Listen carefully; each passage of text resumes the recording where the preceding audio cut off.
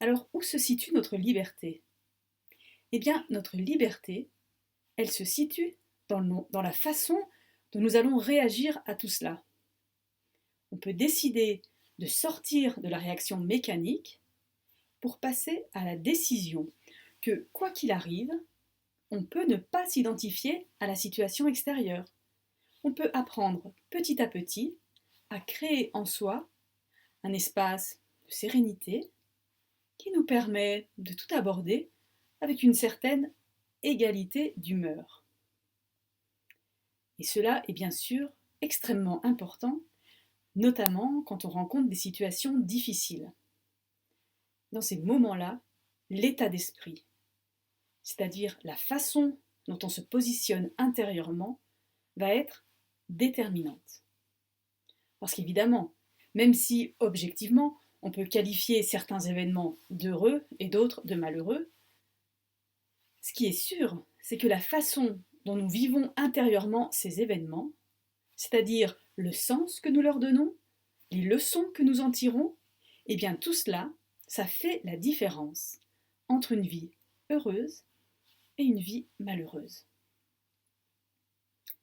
Alors, pour quelqu'un qui a tendance à être optimiste, peu importe les difficultés, l'état d'esprit est toujours le même, tourné vers l'avenir, à la recherche de solutions.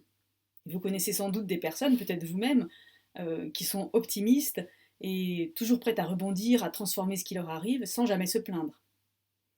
Alors que des personnes pessimistes, non seulement deviennent de plus en plus négatives quand il leur arrive quelque chose de plutôt désagréable ou des ennuis, et bien sûr, le fait d'être négatif, ça n'aide pas à trouver des solutions, mais bien souvent, c'est chez ces personnes, eh bien même s'il arrive des choses positives, elles vont trouver le moyen de ne pas les apprécier. Et c'est la même chose en fait pour les gens qui s'ennuient, qui cherchent sans cesse des sollicitations à l'extérieur pour ne pas être confrontés à leur vide intérieur. Et là, c'est la même chose, quelqu'un qui est optimiste ou dont la vie intérieure est très riche ne va jamais s'ennuyer. Et cela nous permet de comprendre aussi un autre principe de la psychoanthropologie, qui est que votre état intérieur, votre état d'esprit, qui correspond en fait à votre niveau spirituel, va attirer les événements extérieurs. Si ce qui vit en vous est triste, il y a de fortes chances pour que les événements qui vous arrivent aient tendance à devenir de plus en plus tristes. Alors que si vous commencez à changer de qualité spirituelle, eh bien vous verrez que les événements extérieurs, eux aussi, vont commencer à changer. Donc c'est là que nous pouvons comprendre l'importance d'apprendre à devenir optimiste. Et oui, on comprend que c'est l'attitude la plus sage à adopter. Alors bien sûr, nous n'avons pas de prise sur les événements extérieurs, ça on l'a vu, mais par contre, on peut décider de ne pas se soumettre à nos fluctuations d'humeur. Et puis bien sûr, l'optimisme, pour certains c'est naturel, mais pas pour d'autres. Eh bien la bonne nouvelle, c'est que c'est un état d'esprit qui se cultive et cela s'apprend. Cela passe par un travail sur soi. Un travail qui va nous apprendre petit à petit à ne pas nous attacher à ce qui nous arrive, mais à rester stable, dans une forme de joie ou de sérénité, quelles que soient les situations.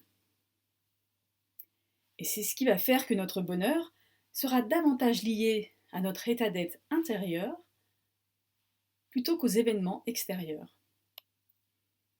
Et comme ça, nous pouvons comprendre tout le sens d'un chemin de connaissance de soi qui mène à la reconnaissance, puis au développement de l'essence en soi.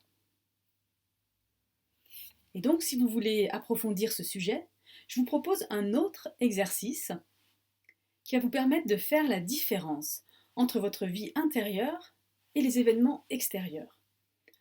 Vous pouvez de nouveau prendre un papier et faire cet exercice peut-être plus tard. Par exemple, demain matin, au réveil, vous pouvez essayer de déterminer, de percevoir dans quelle disposition vous êtes. Et puis ensuite, tout au long de la journée, eh bien vous pouvez observer si vous arrivez à rester dans cet état tout au long de la journée, ou au contraire, si au gré des événements, votre humeur varie. Par exemple, le café est trop chaud, trop froid, le magasin qui ferme juste au moment où vous arrivez.